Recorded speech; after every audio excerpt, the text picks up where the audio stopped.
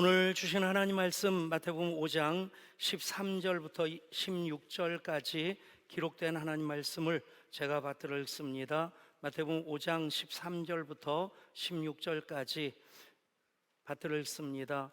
너희는 세상의 소금이니 소금이 만일 그 맛을 잃으면 무엇으로 짜게 하리요? 후에는 아무 쓸데없어 다만 밖에 버려져 사람에게 밟힐 뿐이니라. 너희는 세상의 빛이라. 산 위에 있는 동네가 숨겨지지 못할 것이요, 사람이 등불을 켜서 말 아래에 두지 아니하고 등경 위에 두나니 이러므로 집안 모든 사람에게 비치느니라. 이같이 너희 빛이 사람 앞에 비치게 하여 그들로 너희 착한 행실을 보고 하늘에 계신 내 아버지께 영광을 돌리게 하라. 아멘. 한 산악인이 알프스를 등반하다가 조난을 당하게 됩니다. 매서운 추위, 눈보라가 몰아치고 이제 밤이면 영하 10도 이하로 떨어지는 그곳에서 살기 위해서 이 사람은 빨리 산으로 내려가야지, 내려가는 과정이 만만치 않고 시간도 많이 걸리는데 또 그 산 속에서 피곤하다고 잠이 들면 얼어 죽게 되니까 계속해서 몸을 움직이면서 이제 그 살기 위해서 계속 산 아래로 내려갑니다. 무려 13일 동안 그는 계속 움직였고 그리고 13일 만에 구조를 받게 됩니다. 살아남은 이유는 그가 계속해서 자지 않고 움직였고 또 그런 구조대를 만났기 때문일 텐데, 그런데 구조대를 만나고 나서 그가 처음 조난당했던 곳으로부터 그는 13일 동안 계속해서 움직였는데 불과 6km밖에 떨어지지 않았다는 얘기죠. 물론 산길 6km가 만만한 거리는 아닙니다만은, 그런데 그 행적을 쭉 살펴보니까 그 6km를 직선으로 움직인 것이 아니라 그 반경 안에서 계속 윤형, 바퀴가 돌듯이 계속 돌고 있었다는 겁니다. 나는 내려가고 있다고 생각했고 내려가려고 했는데 그것을 소위 윤형 방황이라고 얘기를 합니다. 사막 같은 곳에서도 길을 잃게 되면 그는 사막을 벗어나기 위해서 계속 앞으로 간다고 생각하는데 결국에 그 자리를 계속해서 원으로 돌고 있는 경우가 참 많다고 합니다. 실습해 보시고 싶으시면 이제 우리 마당에서는 하지 마시고 스토퍼가 있어서 거기 걸려서 코가 깨질 수 있습니다. 학교 운동장 가셔서 이쪽 골대에서 저쪽 골대를 바라보면서 한번 내가 똑바로 간다고 생각하고 눈을 감고 걸어 보십시오. 저도 몇 번 실험을 해봤는데 한 20발짝 걸으면 그 다음부터 어디 부딪힐 것 같아서 겁이 납니다. 그리고 한 100보, 200보 걷게 되면, 그리고 나서 눈을 떠보면 나는 똑바로 가고 있다고 생각했는데 이쪽으로나 이쪽으로나 이렇게 치우쳐 있는 것을 보게 됩니다. 그건 인간의 속성일 수도 있겠지만 이런 모습이 우리가 신앙으로 살아가는 삶 속에서도 확인되어질 때가 종종 있습니다. 우리의 신앙의 목표는 무엇입니까? 머리신 그리스도께까지 자라가고자 우리는 부르심의 상을 얻도록 우리는 계속해서 표대를 향하여 걸어가는, 나아가는 신앙의 여정을 걷는 이들인데, 그런데 때때로 내가 걸어온 발자국을 보면 제자리에서 뱅뱅 도는 것처럼, 다람쥐 쳇바퀴처럼 간신히 버티고 일어났는데 다시 주저앉고, 그러다가 바둥거리면서 다시 일어나고, 표대를 향하여 부르심의 상을 향하여 나아가는 그런 여정이 아니라 그냥 제로 포인트에서 다시 마이너스로 갔다가 다시 간신히 일어났다가 다시 주저앉는 그런 경우들이 종종 있다는 얘기입니다. 여러분, 어떻게 하면 우리가 계속해서 부르심의 상을 얻기까지 표대를 향하여 계속해서 나갈 수 있겠습니까? 주신 말씀 붙잡고 말씀으로 살아가면 성령님이 그 가운데 개입하십니다. 기름 부어 주셔서 도와주셔서 계속해서 우리가 한 걸음 한 걸음 나아갈 수 있도록 인도해 주십니다. 제가 아브라함 링컨의 말 참 좋아하는 말이 있습니다. 나는 천천히 걷는 사람입니다. 그러나 뒤로 가지는 않습니다. 오늘 말씀을 보면 산상수훈의 말씀을 예수님께서 팔복의 말씀으로 먼저 선포하시고 바로 이어서 이 말씀을 하십니다. 팔복의 말씀, 심령이 가난한 자는 복이 있나니, 애통한 자는 복이 있나니, 온유한 자는 복이 있나니, 의에 줄이고 목마른 자는 복이 있나니, 긍휼히 여기는 자는 복이 있나니, 화평하게 하는 자는 복이 있나니, 의를 위하여 박해를 받는 자는 복이 있나니, 천국이 그들의 것임이라. 여러분, 그것을 진정한 복으로 삼아 살아가게 되면 천국을 경험하며 살게 된다는 것입니다. 이 팔복의 말씀을 제자들에게 주시고 이어서 주시는 말씀이 너희는 세상의 소금이다, 너희는 세상의 빛이다. 그렇게 살아가면 그것이 너희의 착한 행실이 되어 하늘에 계신 너희 아버지께 영광을 돌리게 될 것이다. 아멘. 여러분, 이 흐름 속에서 이 말씀을 봐야 됩니다. 어떤 사람이 세상의 소금과 빛이냐? 바로 팔복의 말씀을 살아가는 사람입니다. 그렇게 팔복의 말씀으로 살아가게 되면 그가 세상의 소금이 되고 빛이 되어서 그 삶이 착한 행실로 하늘에 계신 아버지께 영광을 돌리게 된다는 말씀입니다. 한번 따라해 보실까요? 팔복의 말씀으로 살아가는 너희는 세상의 소금이요 빛이다. 그러면 너희 착한 행실로 하늘에 계신 너희 아버지께 영광을 돌리게 되느니라. 아멘. 여러분, 팔복의 말씀으로 살아가면 세상의 소금이 되고 빛이 됩니다. 소금은 예나 지금이나 일상생활에서 필수적인 것을 넘어서서 생존을 위해 필수적입니다.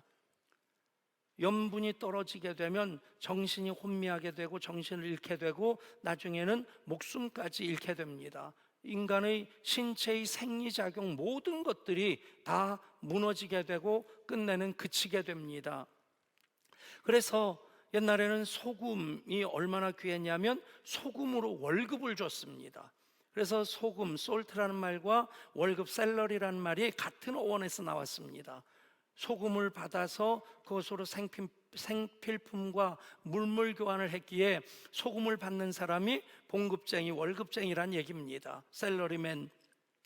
소금 때문에 전쟁이 국가 간에 일어나기도 하고요. 성경에서도 소금에 대한 이야기가 참 많이 나옵니다. 특별히 제사를 드릴 때 소제, 곡식으로 드리는 제사에는, 제물에는 반드시 소금을 치라 말씀하십니다. 그리고 그 소금으로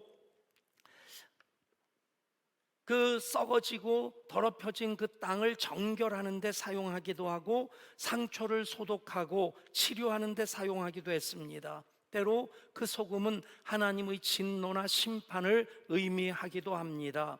그렇게 예수님께서 너희는 세상의 소금이다 라고 말씀하신 것은 그 소금처럼 세상의 썩어지는 것을 방지하고 깨끗하고 성결한 것을 유지할 뿐만 아니라 세상의 아픈 상처와 그 고통을 치유하고 싸매려 주라는 것입니다. 그렇게 하지 못하면 그 소금이 심판과 진노의 상징이 되듯이 하나님의 심판을 받게 될 것이다.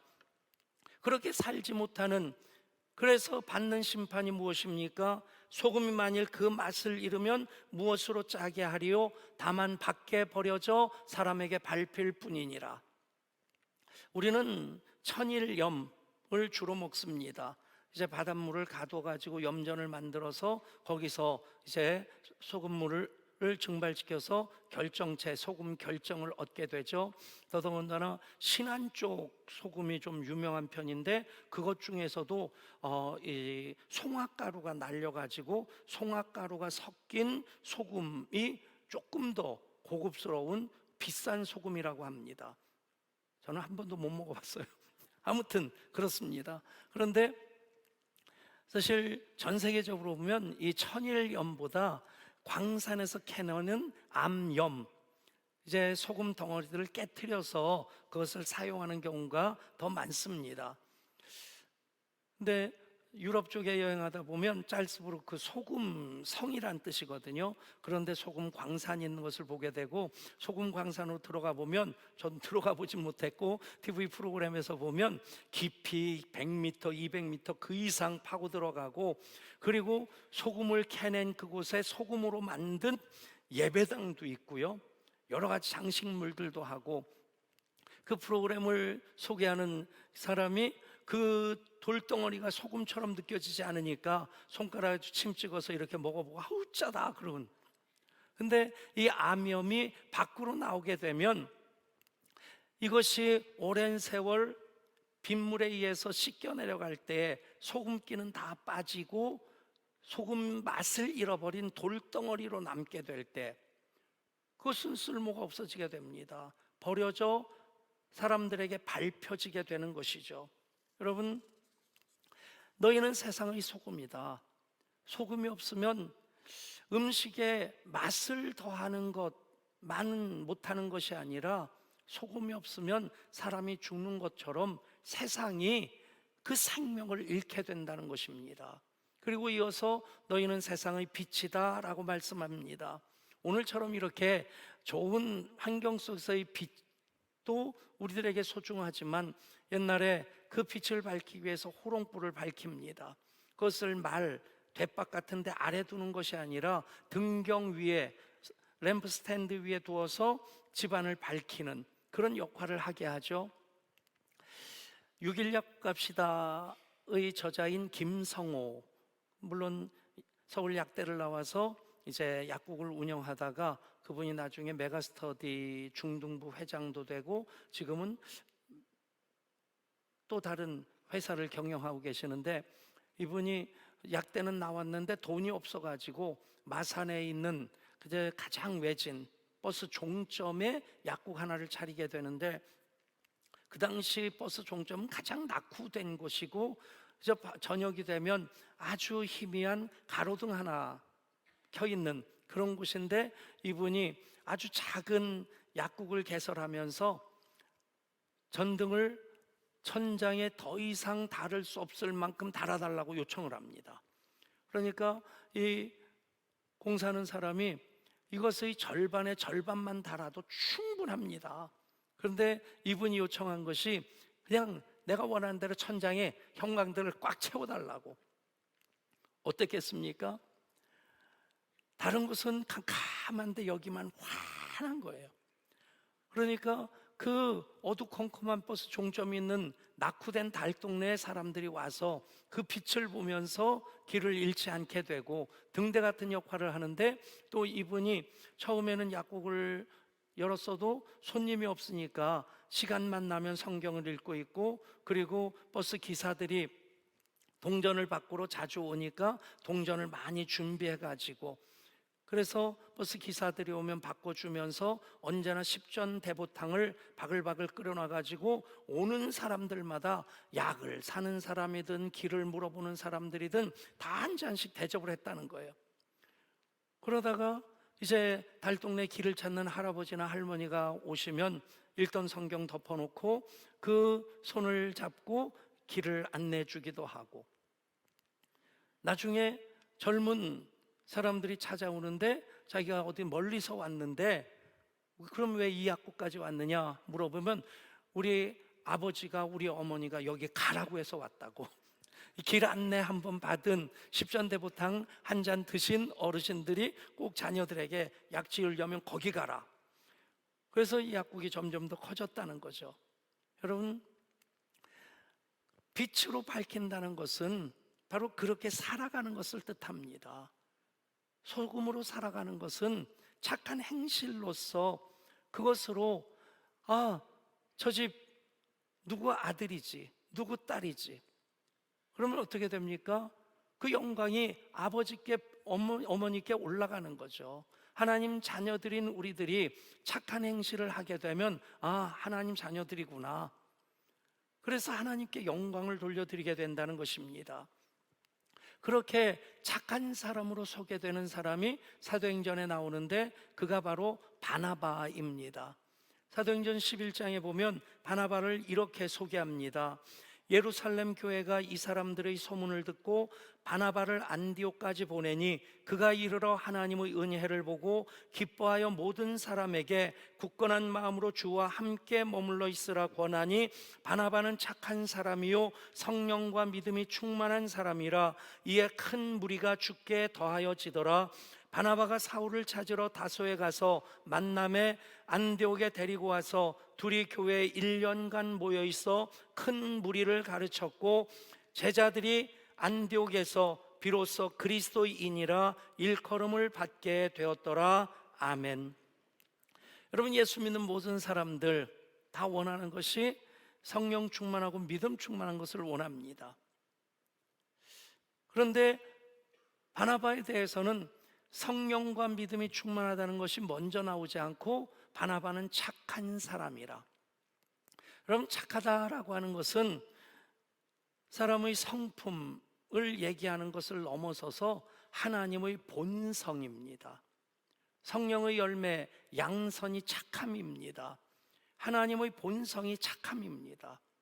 하나님은 착하신 분, 선하신 분, 좋으신 분, God is so good. 그럴 때 하나님 좋으신 분, 그렇게 좋으신 분.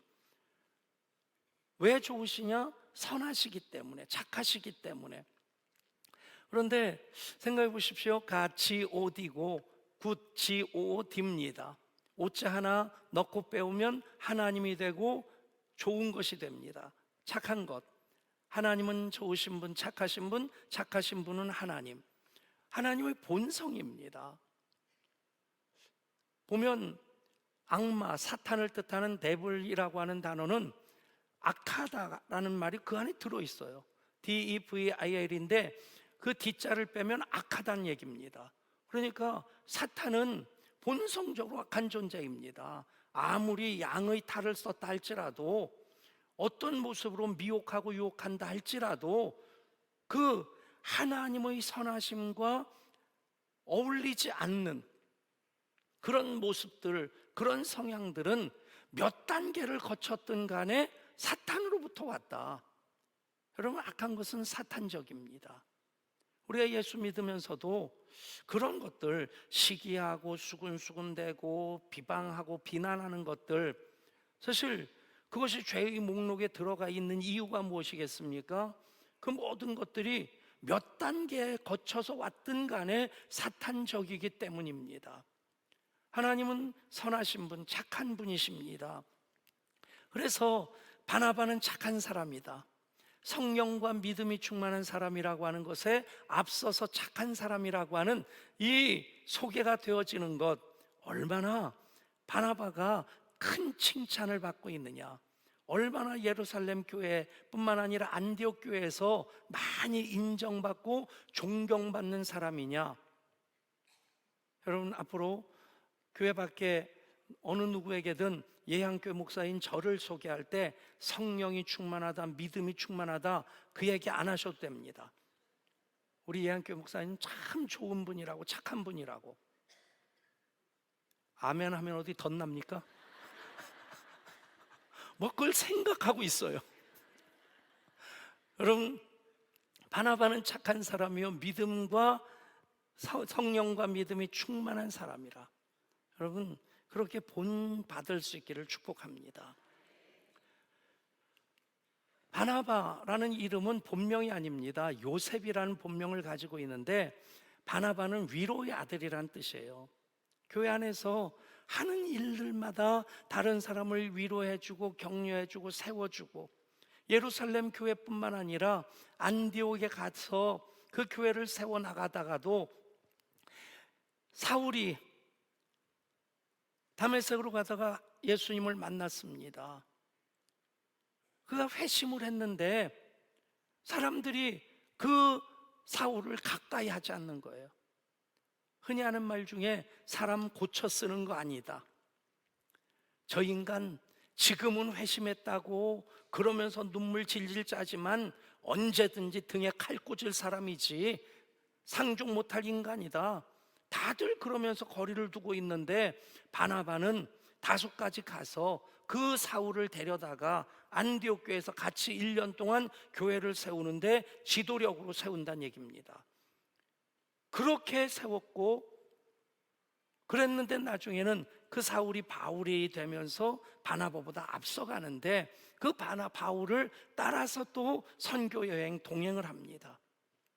그 과정에 어떤 일이 있었습니까? 2차 전도 여행을 하는데 1차 전도 여행 중에 마가 요한, 마가복음을 기록한 그 마가 요한이 그 1차 전도 여행 중에 그 길이 너무 험해서, 저도 그곳을 한번 가봤습니다만, 앞에 산맥이 쫙 그렇게 펼쳐져 있는데 그걸 넘어가야 되는 거예요. 그때 마가가 몸이 좋지 않았고, 그래서 엄두를 못 내고 돌아갑니다. 일 중심의 사람이었던 바울은 2차 전도 여행 때 그런 마가 데려갈 수 없다, 그렇게 딱 자르는데, 바나바는 마가를 데리고 또 다른 사역지로 떠나갑니다. 나중에 바울이 그것에 대해서 회개하고 마가를 데려오라고 요청을 합니다. 여러분, 항상 바나바가 그렇게 사람을 세우고자, 위로하고자, 격려하고자 살았기에 성령과 믿음이 충만한 사람인데도 먼저 바나바는 착한 사람이라. 여러분, 그런 바나바로 살아갈 때에 우리가 그렇게 살면 착한 행실로 하나님께 영광을 돌릴 수 있겠구나, 그렇게 사는 것이 바로 세상의 소금과 빛된 사명이구나 하는 것을 깨닫게 됩니다. 이제 그 착한 행실로 하나님께 영광을 돌려드려야 되는데, 오늘 말씀에서 너희는이라는 말씀이 여러 번 강조가 됩니다. 너희가 바로, 그러니까 그 산상수훈의 말씀 듣는 제자들, 너희들이 바로 세상의 소금이고 너희들이 바로 세상의 빛이다, 그 말씀입니다. 지금 이 말씀 앞에 선 저와 여러분들을 향해서 오늘 이 말씀이 선포되어집니다. 그렇다면 여러분도 저도 이미 세상의 소금이고 빛이라는 겁니다. 소금이 되려고 애쓸 필요가 없습니다. 소금이 되지 못해서 안타까워할 이유도 없거니와, 어떻게 하면 소금이 될까, 빛이 될까 염려할 필요가 없는 것이, 이미 너희는 세상의 소금이다, 너희는 세상의 빛이다. 문제는 소금인데 빛인데 그 맛을 잃고 빛을 비추지 아니할 때에 세상으로부터 비난을 받게 되고, 그래서 짓밟히게 되는, 어쩌면 그런 모습들이 종종 보여지기에 요즘 한국교회에 대해서 우리가 참 가슴 아픈 마음 같습니다. 여러분, 이미 너희는 소금이다, 너희는 빛이다 라고 말씀하십니다. 이 말씀의 대상이 저와 여러분이라고 한다면, 저와 여러분은 주님의 몸인 교회 공동체의 지체입니다. 그 교회가 교회로서, 교회다운 교회로 세워지는 것, 핵심은 이겁니다. 예수님께서 마태복음 22장에서 말씀하시는데, 이름하여 위대한 계명입니다. 예수께서 이르시되 내 마음을 다하고 목숨을 다하고 힘을 다하여 주 너의 하나님을 사랑하라 하셨으니 이것이 크고 첫째 되는 계명이요 둘째는 이와 같으니 내 이웃을 내 자신과 같이 사랑하라 하셨으니, 이것이, 이 두 계명이 온 율법과 온 선지자의 강령이니라. 구약 성경 전체를 요약한 것이 바로 이 두 계명, 그래서 이 말씀을 일컬어서 위대한 계명이라고 합니다. 그리고 예수님 부활하시고 승천하실 때 당부하시는 위대한 명령이 있습니다. 마태복음 28장의 말씀입니다. 예수께서 나와 말씀하여 이르시되 하늘과 땅의 모든 권세를 내게 주셨으니 그러므로 너희는 가서 모든 민족을 제자로 삼아 아버지와 아들과 성령의 이름으로 세례를 베풀고 내가 너희에게 분부한 모든 것을 가르쳐 지키게 하라. 볼지어다 내가 세상 끝날까지 너희와 항상 함께 있으리라. 아멘. 여러분, 바로 이 위대한 계명, 위대한 명령을 붙잡고 살아가면 그 교회는 세상의 소금으로서의 그 사명을 감당하는 교회고, 세상의 빛을 발하는 빛된 사명을 감당하는 교회라는 겁니다. 때때로는 교회가, 교역자들이, 선교단체가 열심히 일을 하는데 땅끝까지 이르러 내 증인 되라 하신 말씀에 순종하며 나아가는데 속을 들춰보면 하나님 사랑과 이웃 사랑이 잘 보이지 않는 경우가 있습니다. 그러면 맛을 잃는 겁니다. 빛을 발하지 못하는 겁니다. 여러분, 이렇게 살아가는 것 어떤 것일까요? 어떻게 하면 될까요? 개척 초기에 우리 집사님 몇 분하고 서해안 가서 회도 먹고 돌아오다가 고속도로 휴게소에 이 야구장 있지 않습니까? 거기 들어가서 한번 치고 가자. 그래서 갔는데 목사님부터 하세요.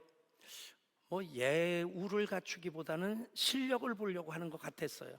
어쨌든 먼저 들어가 가지고 뭐 제가 중학교 때 야구공으로 코를 맞아 가지고 이렇게 수술하고 그러긴 했지만 그래도 뭐 동네 야구는 해봤고 어쨌든 들어가서 날 휘두르려고 하는데 배트가 나가는데 공원님이 들어가 있는 거예요. 뭐 이딴 게 있어. 그러고는 이제 그 다음에 조금 더 정신을 차리고 깜빡깜빡하고 공이 나올 때 휘두르니까 또 지나가 있는 거예요. 이건 타이밍을 못 맞추겠구나. 그래서 깜빡깜빡하고 공이 나오니까 깜빡깜빡할 때 휘둘리기 시작하니까 타이밍은 맞는데 공은 일로 가고 배트는 일로 지나가고 뭐 그래도 몇 번 스쳐 지나가긴 했어요. 20개인가 공이 나오는데 딱 1개 맞췄어요. 그리고 나와서 보니까 거기에 팻말이 뭐라고 써 있냐면 박찬호 공 그렇게 돼 있더라고요. 그 당시에 LA 다저스에서 박찬호 공을 던질 때 최고 시속이 161km였어요. 그 공이 투수의 손을 떠나서 타자의 미트까지 들어오는데 0.4초, 0.5초 걸린대요. 사람이 어떤 것을 보고 반응하는데 뇌에서 움직이는 속도가 0.2초가 걸린대요. 0.2초는 뇌에서 반응하고 나서 몸이 움직이려고 하면 그 공을 생각하고 보고 커브인지 슬라이더인지 패스트볼인지 뭐 이거 알고 하려고 하면 이미 지나가 있다는 얘기입니다. 야구만 그런 것이 아니라 농구도 탁구도요. 선수들이 하나같이 하는 말은 연습을 끊임없이 반복해서 그 모든 것을 근육이 기억하게끔 해야 된다는 겁니다. 여러분, 그게 우리의 신앙의 삶이 되어야 됩니다. 8월 첫째 주일 선한 사마리아 사람 그 비유를 말씀드렸었는데 그때 코이네라고 하는 헬라의 의미를 말씀드렸었습니다. 무슨 얘기입니까? 제사장과 레위인이 그날 어쩌다가 한번 바쁜 일이 있어 지나간 것이 아니라 그런 일을 반복해서 했다는 얘기입니다. 선한 사마리아 사람은 어쩌다 한번 긍휼히 여기는 마음이 있어서 그를 보고 감싸주고 그리고 주막으로 데려간 것이 아니라 언제나 그는 그런 삶을 살았단 얘기입니다. 바나바가 그랬습니다. 한두 번 그런 것이 아니라 언제나 위로의 아들로 살았습니다. 기억하십시오. 어떻게 하면 세상의 소금이 될 수 있을까? 염려할 이유가 없습니다. 이미 예수님께서 십자가로 우리를 낳아주셨을 때 우리는 하나님의 자녀가 되었습니다. 하나님 자녀는 세상의 소금이고 세상의 빛입니다. 링컨의 말처럼 천천히 걷더라도 뒤로 물러가지 않으면 단 한 발짝이라도 옮기고 단 한 가지라도 성령님이 감동 주시는 것 붙잡고 살 때 성령님이 그 가운데 임하십니다.